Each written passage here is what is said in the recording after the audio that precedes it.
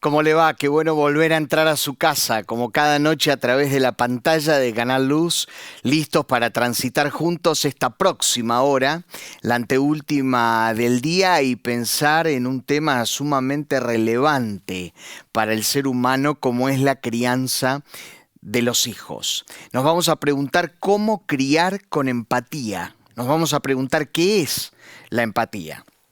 Y para esto vamos a dialogar durante esta próxima hora con la autora justamente del libro Criar con empatía. Ella es psicóloga, es columnista en el diario La Nación de aquí de Buenos Aires, ha escrito numerosos libros. Vamos a dialogar sobre el último que ha publicado, aunque mañana mismo termina de salir el que acaba de escribir. Va a ser una charla más que interesante y le invitamos a que se quede. No solamente que se quede, sino que también participe en el diálogo con sus mensajes. Vamos a poner en pantalla nuestra vía de comunicación. Es el 11-2777-0000, está apareciendo allí en pantalla, y como siempre aclaramos, si usted nos escribe desde el exterior, cosa que sucede habitualmente, más 54 911 2777 0000. Ya estamos aquí listos para recibir sus mensajes, para recibir, ¿por qué no?, sus preguntas y aquello que quiera compartir. Yo le doy la bienvenida, agradezco muchísimo que disponga este tiempo para charlar con nosotros a Marichu Zeitoun. Buenas noches, Marichu, ¿cómo le va? Buenas noches, un placer estar charlando con ustedes. Un gusto enorme, enorme. Debo confesarle que leía sus columnas en el suplemento Sábado de La Nación. Así que es un gusto hoy poder dialogar con usted. Gracias. Ahora pasé al Berlinés. Perdóneme, no le entendí. No estoy más en el suplemento Sábado, sino en el suplemento El Berlinés de los domingos. Ah, correcto. Hoy lo vi en internet. Correcto. Bueno, pero seguimos en la brecha entonces, ¿no? Seguimos. Muy bien. Bueno, Marichu, yo siempre hago una primer pregunta al invitado, y es la misma para todos, y es en qué momento, no sé si habrá sido en la infancia, en la adolescencia o en la juventud, y me gustaría que me cuente algo sucinto de su vida, usted descubrió la vocación por la tarea que hoy lleva adelante. A ver, creo que fue por identificación con una psicóloga a la que yo estaba viendo en ese momento, en la adolescencia. Pero en realidad yo empecé estudiando matemáticas en la Universidad de Buenos Aires.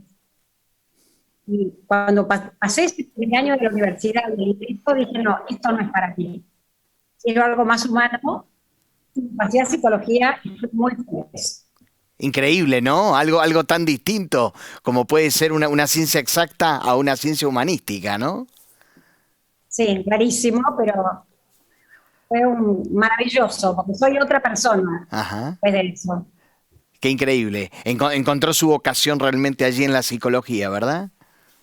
Sí, absolutamente. Ajá. ¿Y cuáles fueron las primeras experiencias laborales una vez que recibió el título de psicóloga? Tuve mucha suerte, porque cuando me recibí, justo empezaban las obras sociales a ofrecer servicio de psicología. Entonces, esta persona con quien yo estoy terapeuta me recomendó en las obras sociales, con lo cual no me costó nada, me costó poco empezar. Y bueno, fue un enamoramiento que continúa hoy. Qué bueno, Qué bueno. Yo le hacía esta pregunta antes de empezar el programa y es, ¿de dónde nace el nombre Marichu? Que yo pronunciaba mal, dicho sea de paso, ¿no? Eh, Tenía un abuelo vasco, porque mi apellido es italiano, o sea, nada que ver con esto, mi abuelo materno, y era de origen vasco. Marichu quiere decir María chiquita. Y nada, de muy chiquito me bautizó y cuando empecé a trabajar, trabajé con ese sobrenombre. Cuando tuve que escribir mi libro, no podía escribir María Seiton, porque nadie iba a saber quién era. Entonces puse mi seudónimo y es María, Increíble, sumamente original, digámoslo, ¿no? tal cual. Sumamente original. ¿Y cuándo nace en todo el proceso su gusto, su pasión, su vocación por la escritura? Escribir me gustó siempre y no me costaba, o sea, en el colegio me salía bien, digamos. Pero llegó un momento en la carrera en que empecé a tener ganas de contarle a los padres, pero no solamente a los que nos contaban, a más padres las cosas que yo había aprendido. Entonces empecé a escribir artículos que los publicaba en revistas que no las conocía nadie. Y bueno, de a poquito me empecé a conocer, con esto que escribí, pero sobre todo dando tanto que empecé a conocer. Bueno, La Nación creo que es el de mi primer libro. ¿Y cómo es el proceso al escribir? ¿Se escribe de forma directa? ¿Se utiliza apuntes de conferencias? ¿Experiencias vividas? ¿Cómo es el proceso de la escritura? Eh, no se puede escribir en una sentada, ni siquiera un artículo. Yo me siento, escribo un poco, tengo que dormir, me tengo que despertar a la mañana con alguna idea más. Se da como armando solo. Podría decir que me siento a veces como canal. Y digo lo que escribí y digo, no puedo creer que yo haya escrito eso. Yo sabía esto, lo puedo decir con esa claridad. Realmente me impresiona. Es una autora sumamente prolífica. Charlábamos de que tiene, a ver, yo por lo menos extraje 10 títulos, ¿no? Sí, lo que pasa es que son 5 libros para padres Sí. o para adultos y otros 7 cuentos que mañana nace uno nuevo para chicos. Y entonces, no es, la verdad es que no es lo mismo, son un montón, pero los libros que realmente me dan trabajo así, profundo y mucho tiempo son los libros para adultos. Y algunos se comparten con la hija, ¿verdad? Claro, los cuentos hago con mi hija menor. eh, la idea de los cuentos es también ayudar a los papás en temas complicados, como la hora de la cama, como dejar los pañales, o hablar de sexualidad, el de mañana que es el enojo. Ujú. ¿Cómo se enojan los chicos? ¿Por qué se enojan? ¿Qué podemos hacer cuando se enojan? Incluso el cuento es para que los chicos entiendan sus propios cosas.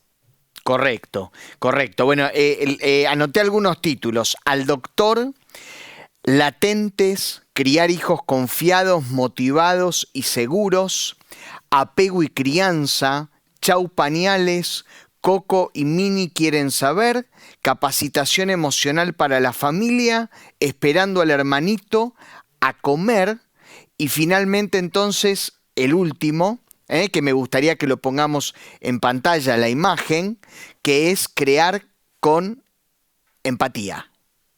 Exacto. Este es el último, exactamente. Bueno, a ver si lo podemos poner en pantalla la imagen del último libro de Marichu.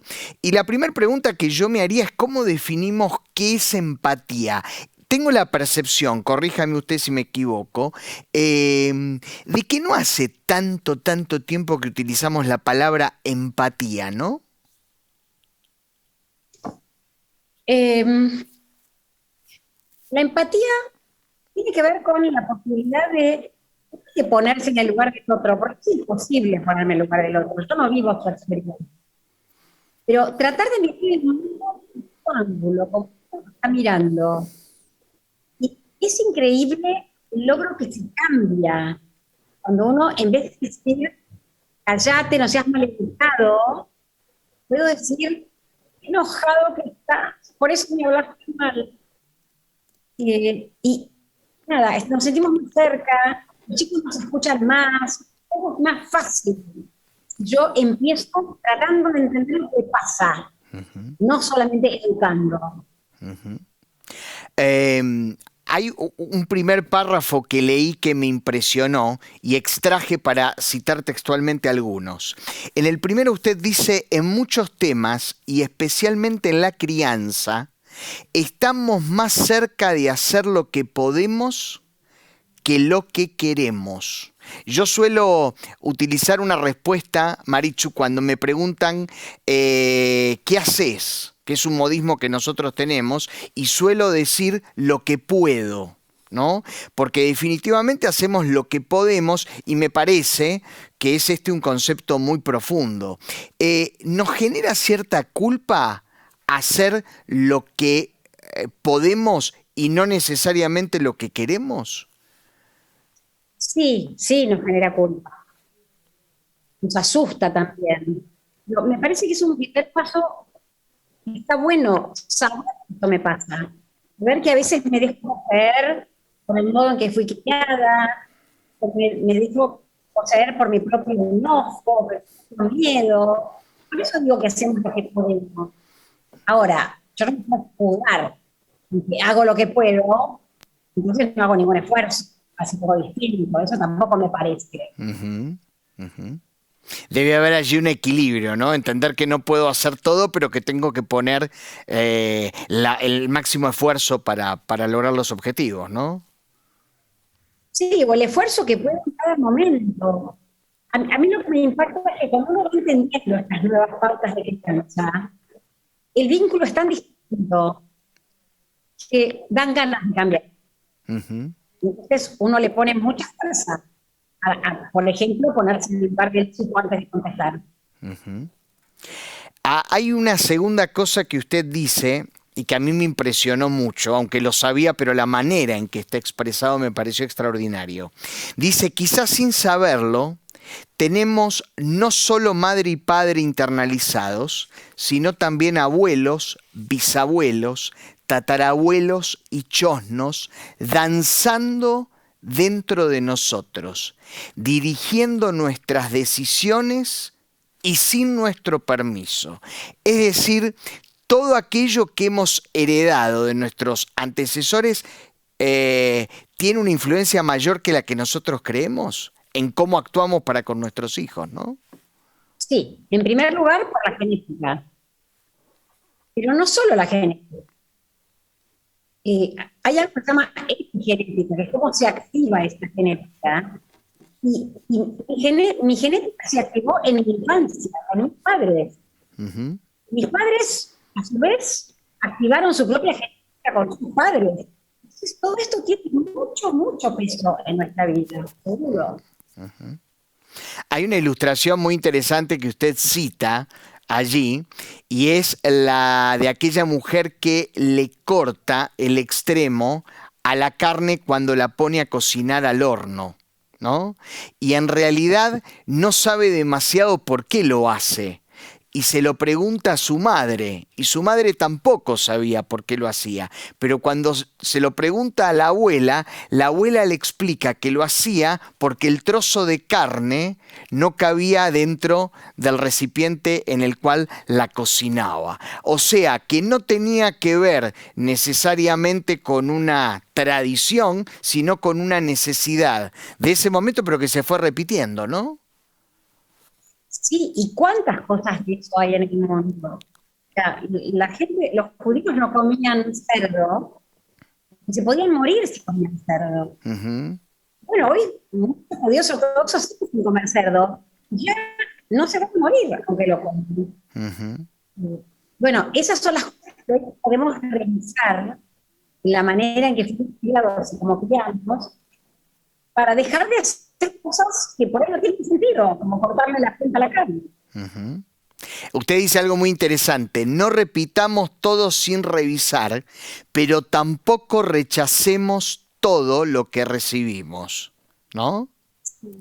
Para mí el concepto clarísimo es una frase que es: no tiremos al bebé con el agua del baño.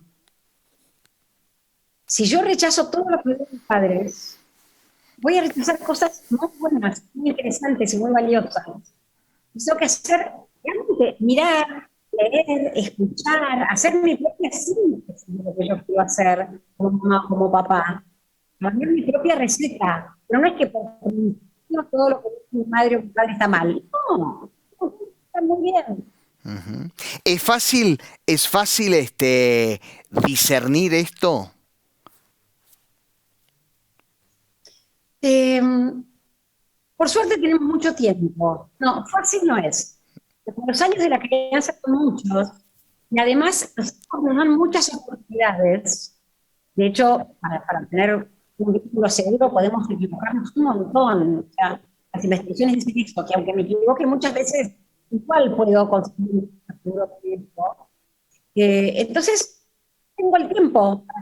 No es fácil. Yo les diría que desconfiemos de que dice: mis padres eran unos genios, hago todo igual que lo hicieron ellos porque estuvo perfecto, y desconfiemos de que dice: todo lo que me dieron fue horrible, voy a hacer todo distinto. Tenemos que tener como desafío un punto medio, ¿no? Ni un extremo ni el otro. Tal cual. Ujú. Otra cosa que me llama mucho la atención que usted dice es qué sucede cuando se forma una pareja y los legados que cada uno aporta como leyes inamovibles de la crianza de los hijos son distintos, ¿no? Y pasan cosas muy difíciles, porque en una familia autoritaria las cosas se eran por decreto y se hacían así, que a lo mejor en la otra familia más permitida, todo se preguntaba, se consultaba, y hay mucho cortocircuito dentro de la pareja. Y otra vez, no es solo que yo revise mi historia y elija lo que quiero. Mi pareja revise su historia y elija lo que quiera, y además, hay que hacer renuncias, compatibilidades, de lo que él quiere y lo que yo quiero, lo que él puede y lo que yo puedo. Ujú. Esto incluso puede generar conflictos en la pareja, ¿no? Sí. Sí, y sobre todo crea mucho conflicto, y que eso hablo un montón, cuando entramos en posturas como la grieta política. Yo estoy segura que la firmeza es lo que importa. No, yo estoy segura que la comprensión es lo que importa. Entonces, siento que en este es una batalla, un poder. ¿Gana la firmeza o gana la comprensión? Yo hoy los invito a los papás a entender que la firmeza está buenísima y la comprensión también. Lo que hay que hacer es sumar. Yo tengo que aprender de vos firmeza, y vos tenés que aprender de mí comprensión. Y ahí vamos a ser los mejores padres. Es como encontrar el mapa del tesoro. El mapa del tesoro está hecho de mi comprensión y de juntas. La importancia de negociar, además, ¿no? Sí, claro, pero negociar entendiendo que si yo elegí a esta persona como pareja, es por una buena razón. Seguramente algo de lo que ve sea real. No tengo que tratar de convencerlo que está equivocado. Otra cosa que usted menciona allí, que a mí me llamó muchísimo la atención, es esta frase: abro la boca y sale mi mamá o mi papá. Eh, Pongámosle que yo todavía dije: nunca les voy a gritar a mis hijos, porque mi padre me gritaba mucho y se me asustaba un montón. Un día me encontré gritando. O me encontré diciendo: los voy a poner cuchillos en Córdoba. No sé, uno dice barbaridades. Sos insoportable. Y lo padecí mucho, sin embargo lo vuelvo a hacer. Y esto tiene que ver con que nuestro cuerpo tiene memoria. Entonces, ante una situación parecida a vivir en la infancia, con mucha facilidad vamos a ese camino, a esa huella, a ese camino neuronal, digamos. Y bueno, hay que trabajar mucho para contrarrestar eso. Usted dice, cuando queremos hacer algo diferente, tenemos que concentrarnos con recuerdos y dolores de nuestra infancia antes de poder modificar esa respuesta automática que hace salir a mamá o a papá de nuestra boca. ¿Mm? Sí, porque eso se relaciona con otro concepto psicológico muy importante, y es, si yo hago lo mismo que yo, no reviso, no sufro. Cuando yo me propongo hacer esto, dar o no empujar o tratar con mis hijos, lamentablemente voy a conectar con dolor, con Marichu chiquita, que se sintió sola, que no se sintió respetada, no se sintió escuchada, y es un proceso muy doloroso. Y a veces uno quiere seguir haciendo lo mismo solamente para no pasar por ese proceso. Por otro lado, usted dice, lo descubrí, me casé con mi papá, ¿no? Algunos se dan cuenta de que eligieron un cónyuge con quien repiten la forma en que se vinculaban con ese progenitor o el estilo de relación de pareja que tenían sus padres. Esto es algo común, ¿no? ¿Es frecuente? Es que uno busca lo que conoce.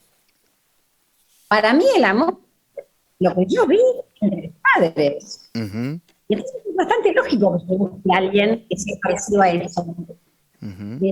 Pero bueno, otra vez, no necesariamente puedo elegir una persona distinta, pero para eso me tengo que dar cuenta que yo tengo este camino neuronal automático que me lleva a parecer. Uh-huh. Mencionás algo que a mí me interesó y me parece que es un gran desafío para la práctica, ¿no?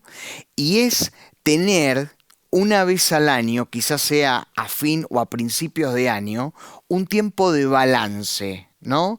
Deberíamos preguntarnos, decís vos, al terminar el año, ¿qué clase de padres nos sentimos, ¿no? ¿Nos gusta la forma en que acompañamos este año a nuestros hijos? ¿Querríamos hacer algo diferente de ahora en adelante? Este balance va cambiando, decís, año a año, y citás a Mafalda, ¿no? El entrañable personaje de Quino, cuando dice, cuando aprendiste todas las respuestas, te cambian todas las preguntas. A mí me parece que eso forma parte de ser papá y mamá, eso. ¿Ya entendí? No. Tema nuevo. Uh-huh. Tema nuevo. Tema nuevo. Y lo del balance de fin de año, todos hacemos balance de fin de año de muchos temas. Y hoy lo que propongo es que también hagamos balance de qué tipo de papá o de mamá fuimos. Nos hacemos una propuesta para el año siguiente. Uh-huh. Leemos y escuchamos mucho sobre el modelo de libre demanda en la crianza, ¿no? ¿A qué llamamos justamente un modelo de libre demanda, ¿no? ¿Y qué temas y a qué edades aplica este concepto de la libre demanda? A ver, organizo mis ideas. La libre demanda es una respuesta a un sistema de crianza muy autoritario. No alces el bebé, lo vas a malcriar, porque comen maderas, que arruinas su cuerpo, que se acostumbre a dormir toda la noche y dejarlo llorar para que te llame, te está manejando, no lo alces, te está manejando. Entonces, como reacción a esa manera poco respetuosa de los niños, apareció esta modalidad de empieza por alimentar con libre demanda. Uh-huh. O sea, cuando el bebito pide, se le da. Esto favorece un montón el amamantamiento, porque en la medida en que el bebé pide más, produce más leche, o sea, realmente es... No, se fue trasladando la libre demanda, para mí, sin respeto por el niño. Y me encuentro muchos papás que piden permiso a los chicos para cosas que no hay que pedir permiso. Por supuesto que tenemos que acompañar a los pañales él. Pero no es simplemente esperar que un día diga comprame bombacha, comprame calzoncito. Sino contarle un cuento, mostrarle que estoy al baño. Es un proceso muy respetuoso, pero que no es exactamente el camino decidido 100% por el mismo. Y para eso somos padres. El vínculo con los chicos es asimétrico. Hay un adulto que cuida y un niño que es cuidado. Entonces, a veces, la libre demanda puede llevar a darle de comer a un bebé que quiere mimos, un bebé que tiene frío, un bebé que tiene sueño. Porque yo decido que yo ahora quiero comer. Entonces, es muy interesante, dentro de la libre demanda, empezar a discriminar una verdadera necesidad de ese niño. Y no suponer que la profesora quiere comer. Le cuento, si se acaba de sumar al programa, que estamos charlando con Marichu Seitún. Ella es columnista en el diario La Nación, es psicóloga, participa frecuentemente en los medios. Estamos hablando acerca de su último libro, Criar con Empatía, y queremos que usted se sume al diálogo. Están ya empezando a llegar algunos mensajes, súmese con el suyo. Ponemos allí el número en la pantalla, 11 2777 0000, y si nos escribe desde el exterior, más 54 9 11 2777 0000. Bueno, nos están escribiendo, Marichu, desde Santiago del Estero. Y nos dicen: buenas noches, les comento que me crié en un hogar donde había muchos desencuentros entre mis padres, gritos, discusiones y cuantas otras cosas. Hoy estoy casada y tengo un matrimonio con dificultades, no como el de mis padres, pero no somos felices plenamente. ¿Esto es frecuente, que la historia se vuelva a repetir? Y es bastante posible que se vuelva a repetir, salvo que uno haga un proceso uno y el otro, porque a lo mejor si tú tienes una pareja de padres sólida o de buen modelo, ahí nos equivocamos a elegir la persona. Por otro lado, no puedo dejar de decir que las generaciones anteriores eran más estoicas. Yo también siento hoy que los jóvenes cuidan mucho a la vida, mucho a su pareja, que nuestras parejas no nos pueden dar felicidad. La felicidad me la tengo que dar yo. Mi marido se tiene que dar la suya. Y después juntos andaremos. Yo estoy esperando todo de él, todo de mí. Es muy difícil que podamos ser felices juntos. En contraposición a la libre demanda, de la cual hablábamos hace un minuto, usted dice que los límites fortalecen la autoestima de nuestros hijos, ¿no? Usted dice: algunos adultos respetan por demás a sus hijos en cuestiones que ellos no pueden decidir porque todavía no están preparados, ya sea porque son chicos o porque no tienen la fortaleza interna para tomar buenas decisiones. Sí, si un chiquito está jugando a la PlayStation, ese es un muy buen ejemplo, no podemos pretender que diga: sí, mamá, te prometí que iba a pagar y tuviera la comida a pago. Tiene que haber un adulto que le diga: gordo, está la comida, ya sé que no tenés ganas de pagar, y yo con firmeza apago, tolero tu enojo, no me enojo. Por eso esto afecta mucho la autoestima, porque cuando yo me enojo, me ofendo, me decepciono, me pongo triste, lo hago a mi hijo mal. Si yo puedo entender que es muy adictiva la PlayStation, es difícil apagarla, con muchas veces que apago, pero sin enojo, mi hijo se va a sentir valioso en mi cara, porque mamá no está ni entendida, ni dolida, ni desilusionada. Y entiende que a mí me gusta pagar, y me paga. Incluso me deja enojarme. Marichu, me están diciendo desde el control, si usted no tiene auriculares allí a mano. Lo puedo buscar. Ah, bueno, si alguien puede acercarle unos auriculares y utilizar los auriculares y de golpe con el micrófono de los auriculares la podemos escuchar mejor porque por momentos se distorsiona el sonido. ¿Se Es podrá? un minuto, los busco eso en un minuto. ¿Cómo no? ¿Cómo no? ¿Cómo no? Bueno, le vuelvo a contar que estamos charlando con Marichu Zeitún, estamos intentando arreglar un problema de sonido. Mientras Marichu se prepara, vamos a poner en pantalla las redes de Marichu, a ver si están apareciendo allí en pantalla. Allí está el Instagram, es Marichu Zeitún. Muy bien, ¿tenemos algún otro? Allí. Allí está apareciendo, bueno, el libro, que lo recomiendo enormemente.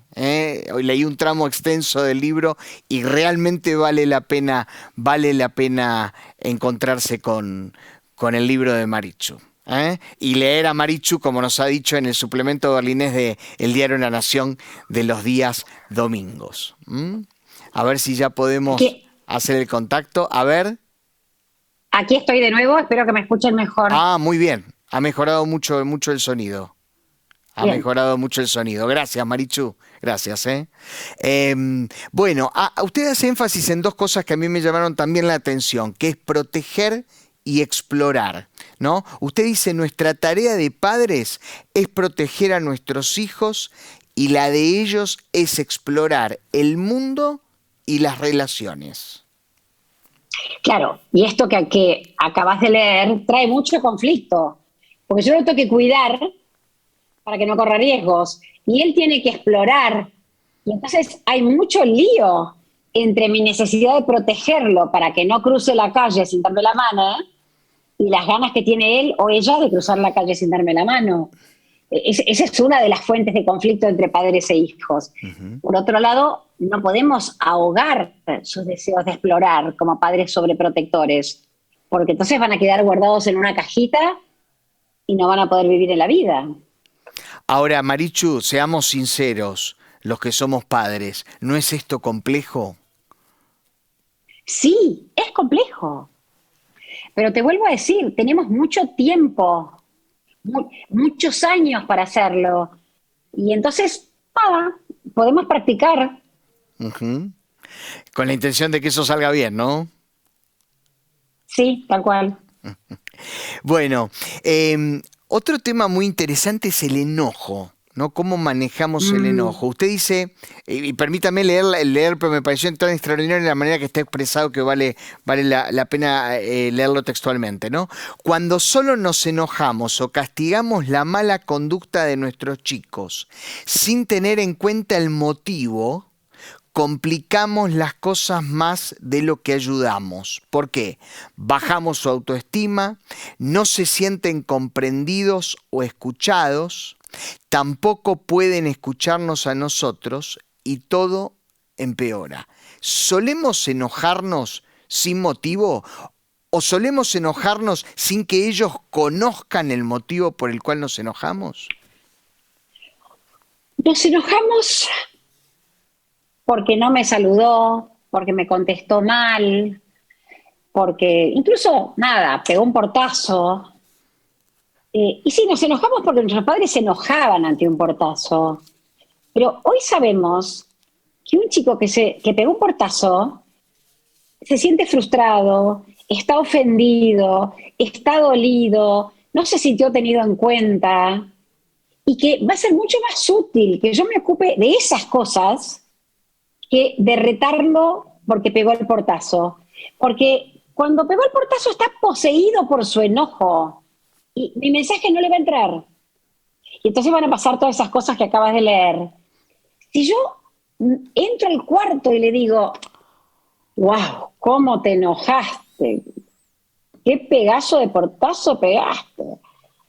Él se va a sentir escuchado.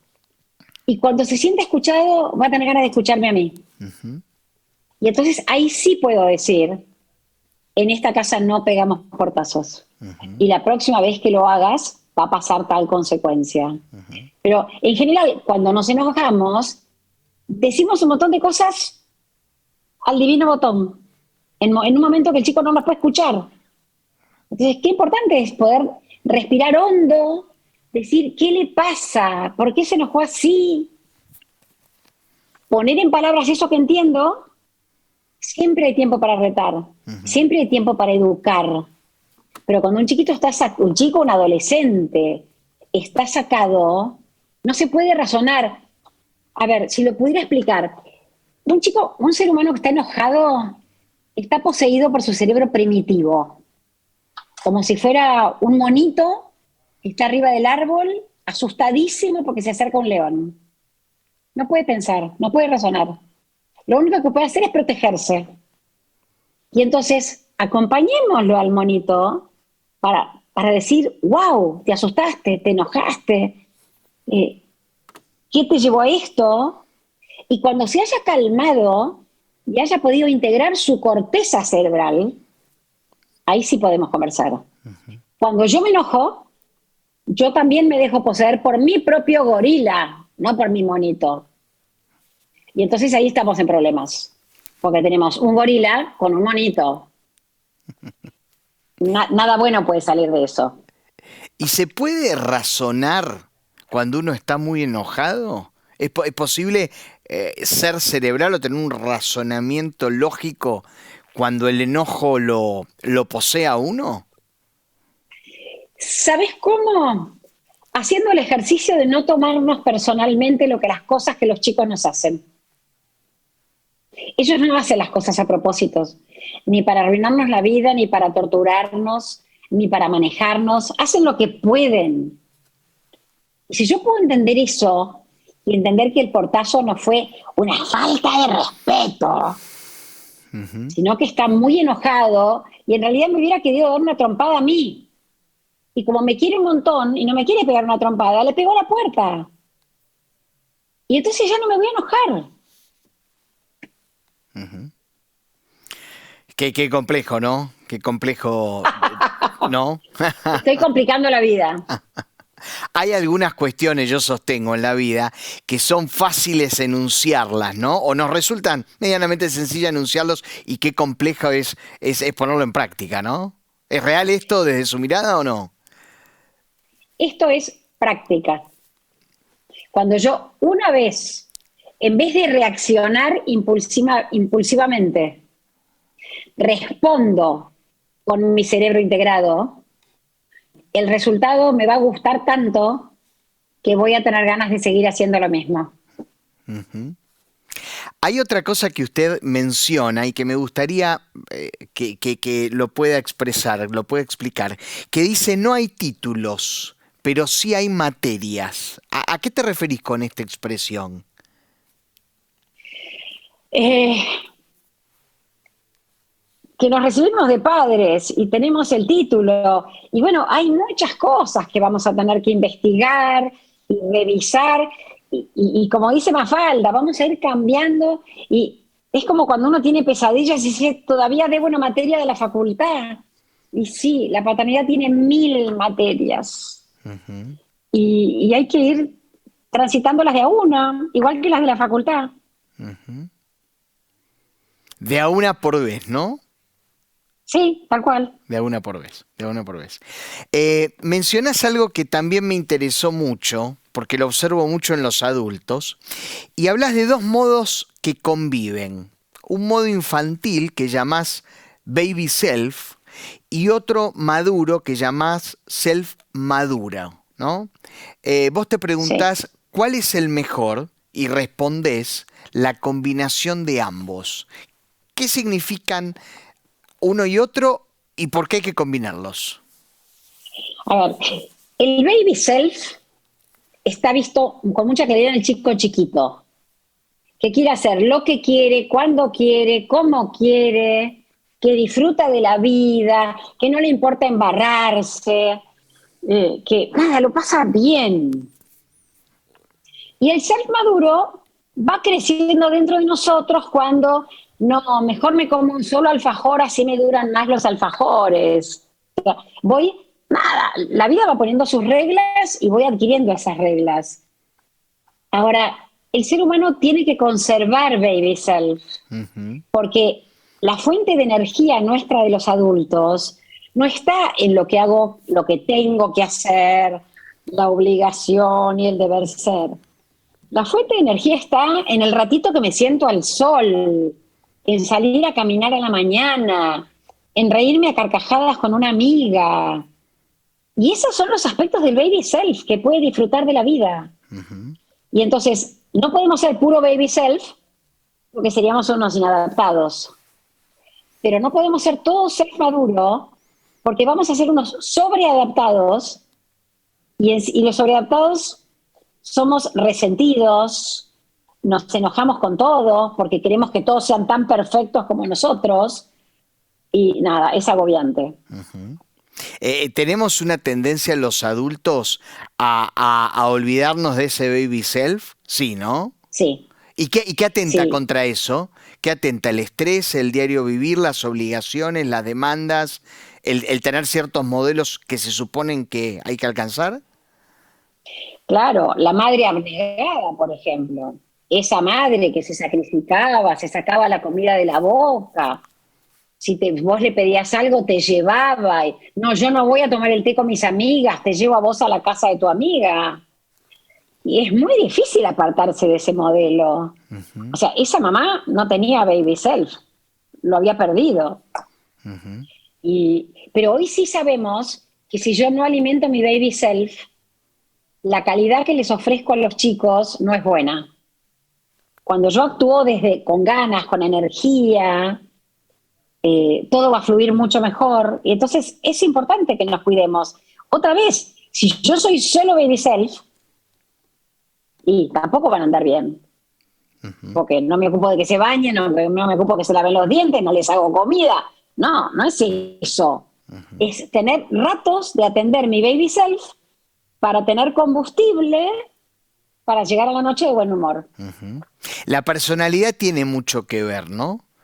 Con que podamos darle Sí, espacio a ambos modelos. sí, la personalidad, el lugar en la familia a veces, con quién nos identificamos, si con un progenitor más libre y más disfrutador o con un progenitor más deber ser. Sí, todo eso va influyendo, se va como entretejiendo. Hay una realidad que a mí me llama mucho la atención y es como un matrimonio que tiene dos hijos, hijos de ese mismo hombre y esa misma mujer, criados por ellos, salen y actúan y reaccionan de maneras distintas. ¿Por qué crees que esto ocurre, Marichu? Porque no somos los mismos. Con el primer hijo, Aún estando en un mismo contexto, ¿no? claro, pero con el primer hijo estoy aterrada, me siento insegura, tengo toda la energía puesta en ese hijo. Con el segundo ya tengo más experiencia, tengo menos tiempo, incluso lo torturo menos, porque como tengo menos tiempo, le pido menos cosas. Entonces, o a lo mejor es otra situación económica, a lo mejor perdí un embarazo y estoy recontra triste cuando tuve el segundo. No, no es verdad que la casa es igual, Los momentos son distintos, pese a estar muy esos mismos dos distintos. padres, ¿no? Sí, sí, incluso si el hijo es varón, si es mujer, si el hijo ocupa el mismo lugar que su padre en su familia de origen. O sea, que el hijo mayor, varón, sea hijo de un hijo varón mayor, va a marcar un montón. O lo mismo si es segundo.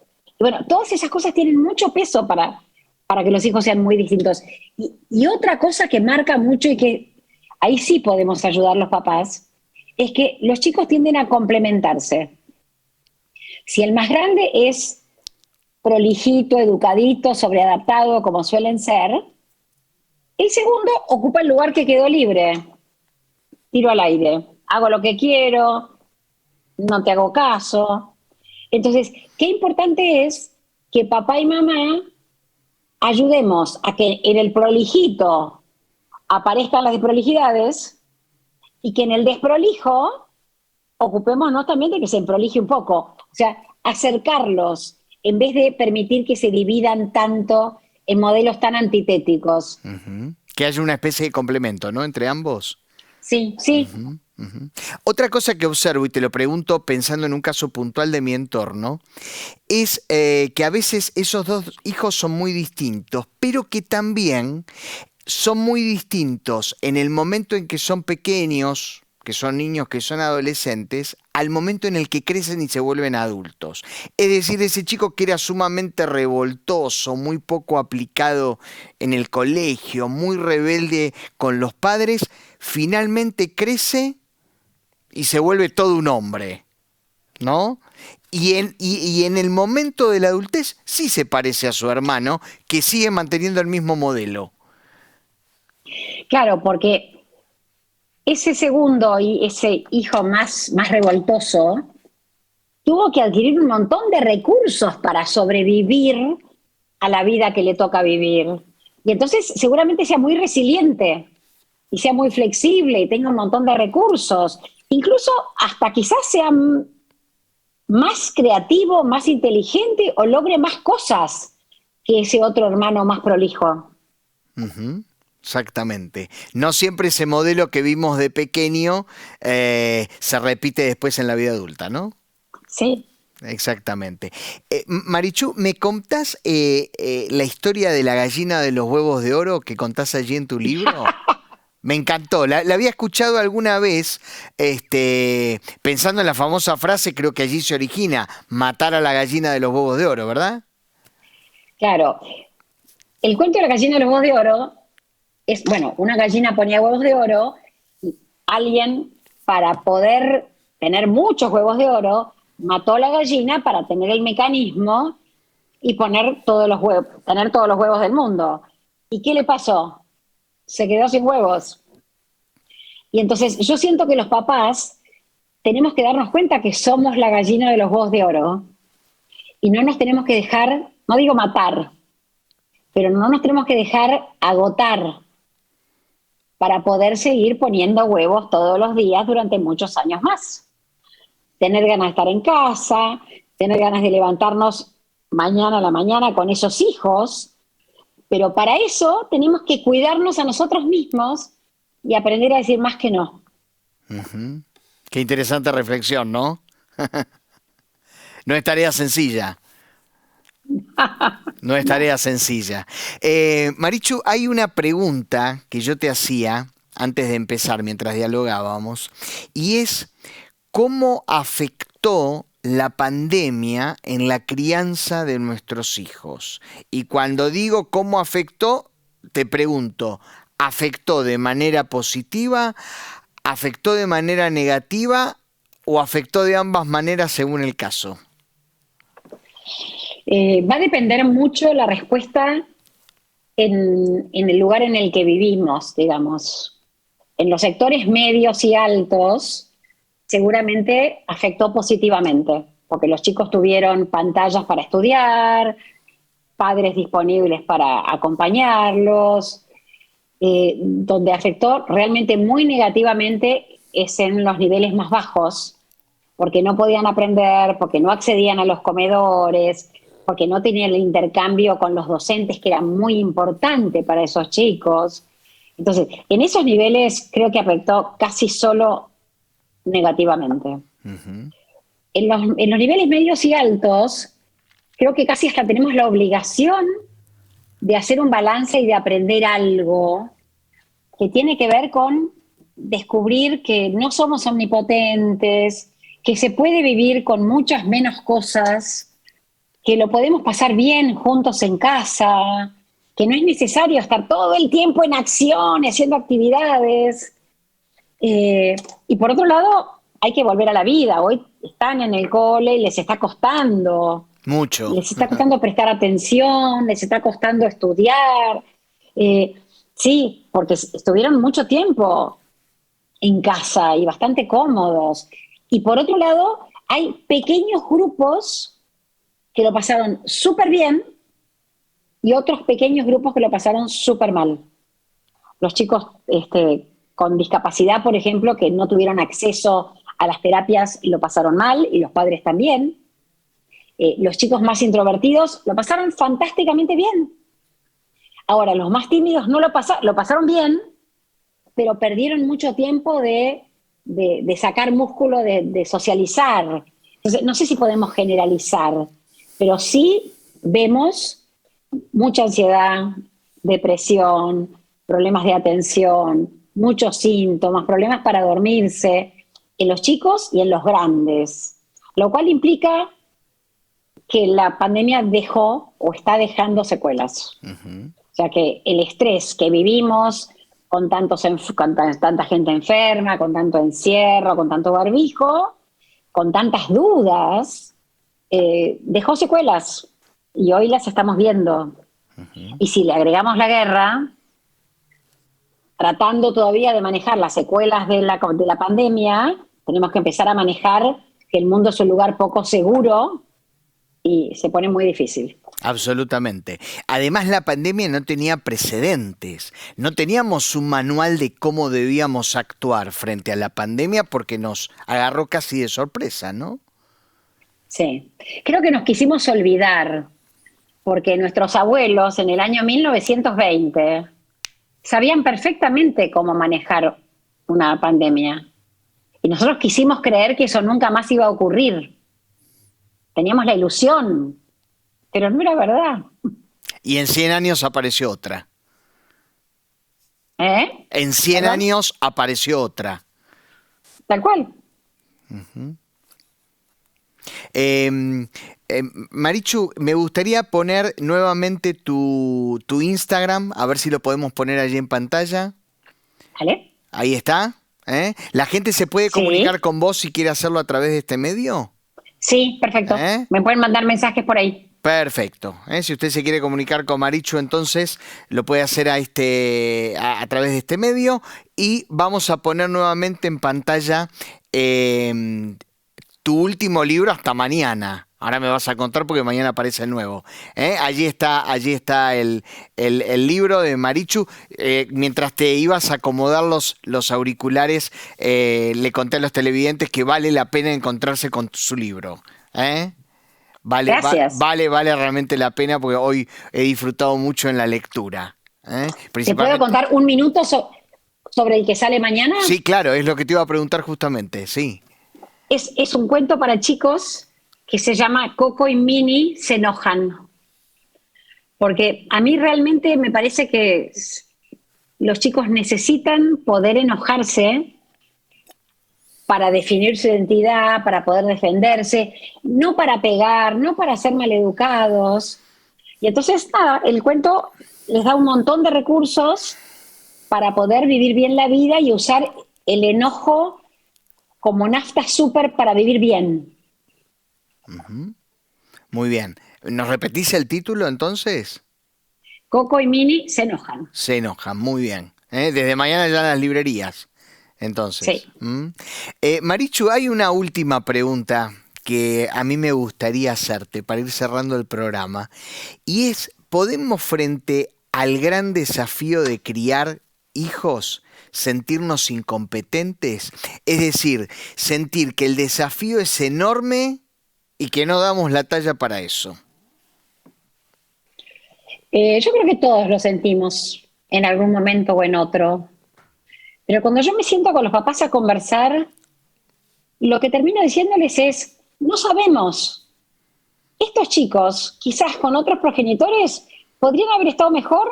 Sí, pero podrían haber estado peor. No sabemos, nosotros ofrecemos lo mejor que tenemos y lo que podemos, y tenemos que abrazarnos en nuestra incompetencia, porque es una de esas cosas que uno no, nada, los tuvimos y acá se quedan, no se devuelven los hijos. Y entonces tenemos que transitar por esta sensación de incompetencia, pero sobre todo no tenemos que echarles la culpa a los chicos de mi incompetencia. Si yo no sé para dónde rumbear, es mi problema. No es que mi hijo me complica la existencia. Soy yo el que tengo que buscar un manual más gordo o más rico o hacer una consulta o ver qué hago con eso. ¿Crees que este tiempo es más complejo para criar hijos que hace 50, 60, 100 años atrás? ¿El Sí, entorno nos presenta mayores dificultades para que la crianza fluya? es mucho más complejo porque el mundo externo se mete en nuestras casas por todos lados y traen modelos que no son los nuestros.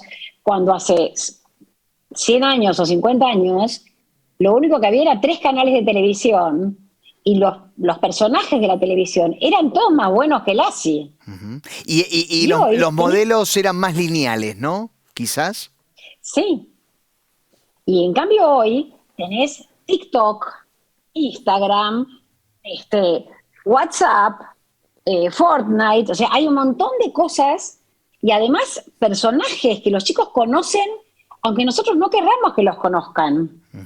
Porque si no lo conoce mi hijo, porque no lo dejo ver YouTube, lo conoce su compañero de banco y le cuenta todo.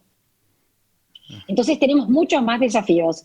Y la otra razón por la cual es más difícil es que nosotros mismos no confiamos en nadie.